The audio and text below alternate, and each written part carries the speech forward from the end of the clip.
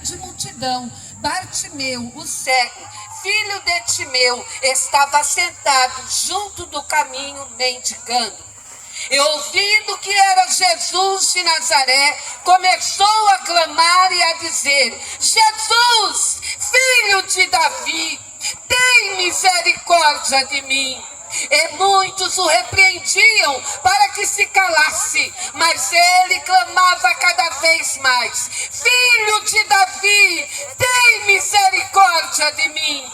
E Jesus, parando, disse que o chamassem. E chamaram o cego, dizendo-lhe: Tem bom ânimo, levanta-te, que ele te chama. E ele, lançando de si a sua capa, levantou-se e foi ter com Jesus. E Jesus, falando, disse-lhe: Que queres que te faça?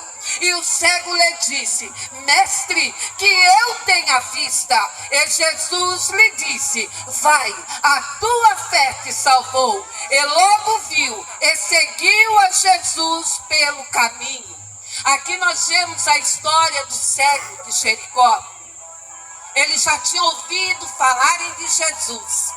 E ele creu. Ele ouviu que Jesus operava milagres, que Jesus ele curava leproso, paralítico, que Jesus ressuscitava mortos. Ele foi ouvindo os milagres que o Senhor Jesus operava. Então, quando ele soube que Jesus passava por ali, mesmo ele sendo cego, porque ele era cego apenas, essa era a deficiência dele, mas ele podia falar. Então ele começou a clamar: Jesus, filho de Davi, tenha misericórdia de mim.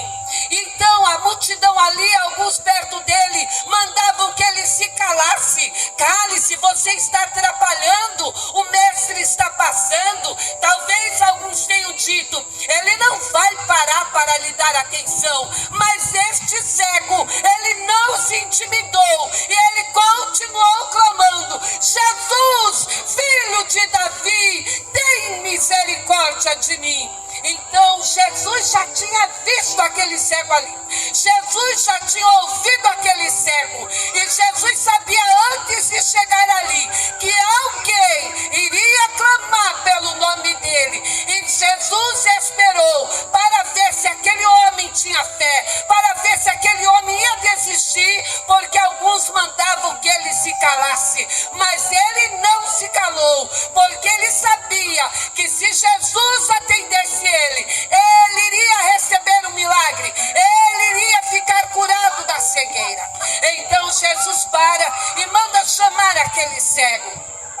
E alguém diz para ele: tem bom ânimo, o mestre te chama. E Jesus então perguntou para ele: que queres que eu te faça? Ele disse: que eu veja. E Jesus disse para ele: vai, a tua fé te salvou. Mas assim que ele começou a ver, ele não foi, mas ele seguiu a Jesus Cristo. Quantos vêm até Jesus apenas para receber um milagre, apenas para receber a cura de uma enfermidade, a solução de um problema, quem sabe a compra de uma casa, a compra de um terreno, a quitação de uma dívida. E assim que recebe a bênção, ele disse: Jesus, já alcancei o que eu queria. Não quero mais saber de igreja. Não, ele já me deu o que eu precisava. Eu não preciso mais continuar adorando Jesus, porque eu já recebi a minha bênção e eu carrego ele no meu coração. Mas não é isso que Jesus nos ensina. Ele nos manda congregar, ele nos manda nós nos unirmos. É para nós termos salmos, cânticos, é para nós termos palavras de ânimo, palavras de vida, é para nós estarmos juntos buscando a face do nosso Deus. Então Jesus disse para ele: vai, a tua fé te salvou. Ele poderia virar as costas e ir embora, viver a vida dele. Afinal, agora ele estava vendo, ele alcançou a cura. Muitos fazem assim, a ingratidão para com Deus, a falta de amor. Mas ele não foi, enfim, ele escolheu seguir a Jesus. O Senhor Jesus tem operado milagres em nossa vida. Por isso nós o servimos. O Senhor Jesus nos dá livramento todos os dias. Por isso nós o adoramos. O Senhor Jesus tem nos dado cura e tem nos dado a promessa da vida eterna. Por isso nós não nos cansamos de falar do amor de Deus, de dizer para você que Jesus Cristo, Ele é o caminho, Ele é a verdade, Ele é a vida, e somente Jesus tem poder para perdoar pecado e nos dar garantia da vida eterna, salvação com Jesus, alegria no meio da tempestade, ânimo no meio da adversidade, porque Ele é Deus, e Deus, Ele não é um homem para que minta. As promessas que Ele fez, Ele cumpriu, Ele cumpre e Ele cumprirá até a sua volta. Nós estamos aqui para dizer para você: Jesus te ama, Jesus se importa com você. O tempo está acabando. Jesus está voltando. Ele está vindo buscar um povo remido, um povo escolhido, um povo lavado no seu sangue precioso, um povo que escolheu adorar a Ele, servir a Ele, obedecer a palavra dEle, se abstendo das coisas deste mundo. Nesta vida tudo passa, mas diante do nosso Deus as nossas obras serão pesadas, sejam elas boas ou más. Estar na casa de Deus não garante salvação, mas o que garante a salvação é a nossa obediência a Ele, a nossa fé em Jesus Cristo, a nossa perseverança em servi-lo, em adorá-lo em espírito e em verdade. O tempo está acabando. Nós não sabemos como vai ser a nossa noite. Nós não sabemos se vamos amanhecer com vida. Nós não sabemos o que pode acontecer conosco amanhã. Jesus é a nossa garantia. É Ele que nos guarda. É Ele que nos dirige. É Ele que nos conduz dessa vida. É Jesus.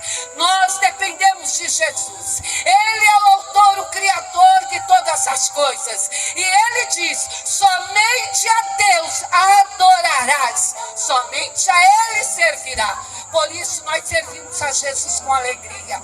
Estamos aqui para dizer para você que você também é importante para Deus. Mas para morar no céu, você precisa estar matriculado. Livro de Apocalipse, o último livro da Bíblia, você vai encontrar um versículo que diz assim: e aqueles que não foram achados inscritos no livro da vida serão lançados no lago de fogo. Diz o Senhor. Para entrar numa faculdade você tem que estar matriculado. Para entrar numa firma você tem que estar registrado lá. Senão você não vai trabalhar ali. Senão você não estuda naquela faculdade, naquela escola. E para entrar no céu também, você tem que estar matriculado. Mas como eu posso estar matriculado? Aceite o Senhor Jesus como teu único e suficiente Salvador, e o teu nome será registrado no livro da vida. E naquele dia, quando Ele abrir o livro e encontrar o teu nome, Ele vai dizer: vinde, bendito de meu Pai, para a cidade que eu te preparei. Ali no céu não há pranto, não há choro, nem dor, nem tristeza. Ali não há enfermidade, não haverá noite, porque Deus é a luz que ilumina. É só você ler a Bíblia. Talvez você diga: esta crente deve estar falando besteira, está inventando coisa. Leia a Bíblia. Abra a Bíblia e comece a ler. Ah, eu não tenho Bíblia. Baixa a Bíblia no teu celular. Deixe Deus falar com você. Deixe Deus conduzir a tua vida. Só o Senhor Jesus tem poder para nos salvar e perdoar o pecado. Muitas pessoas dizem assim: ah, eu gosto tanto de ouvir falarem de Jesus. Eu gosto de ouvir os hinos que os crentes cantam. Mas isto não vai garantir a tua entrada no céu. Ah, eu tenho Jesus no meu coração. Mas se você não serve a Ele, não obedece a palavra dEle, não vai garantir a tua entrada no céu. Porque Ele diz que nós temos que dar um passo muito importante, temos que confessar Ele como nosso Senhor, publicamente. Porque aquele que se envergonhar de Jesus aqui, naquele grande dia, Jesus também se envergonhará dele diante de Deus o Pai. Mas aquele que não tem vergonha de Jesus, e o adora, e o busca, e testifica da sua palavra, naquele dia então vai ouvir: vinde bendito de meu Pai, para o lugar que eu vos preparei.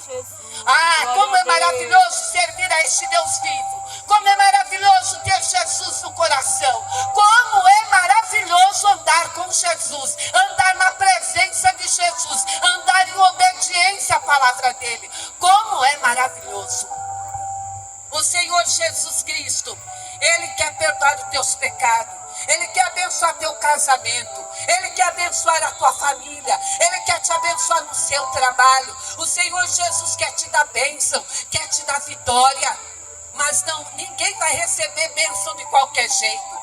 As pessoas dizem assim: olha, eu não quero saber de crente. Para quem vai à igreja? Nem gosto de passar na frente de igreja. Mas depois que morre, a família reunida diz assim, diante do caixão do defunto: agora descansou, está com Deus. Por que está com Deus?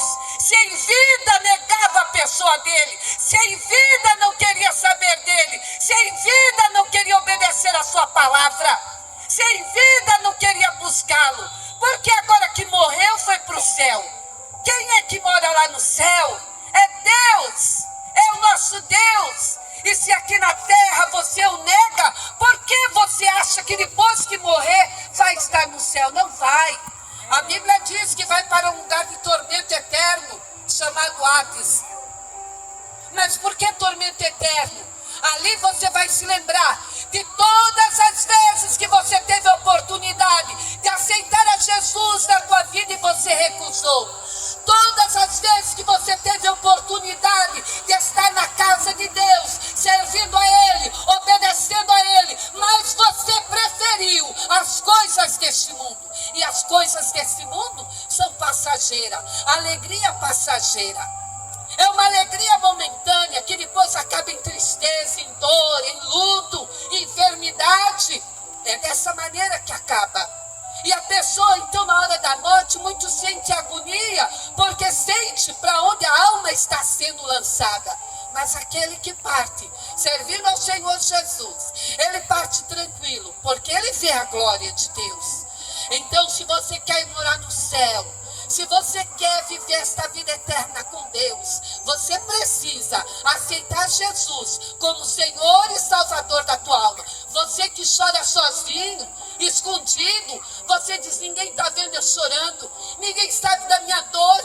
Eu estou aqui conversando, rindo com meus amigos, minha família, mas só Deus sabe a dor que está no meu coração, a tristeza, a solidão dentro do meu coração. Jesus quer preencher esse espaço na tua vida, quer te libertar da solidão, do vazio da tua alma, da tristeza, da depressão, da ansiedade, para que você não fique preso a remédios. Ele é a cura. Jesus, Ele cura. Ele é o Deus de impossível, é o Deus de milagre, é o Deus de maravilhas. Não pense você que tirando a vida vai resolver tudo. Nós não temos o direito de tirar a nossa própria vida, porque o poder da vida e da morte está na mão de Deus.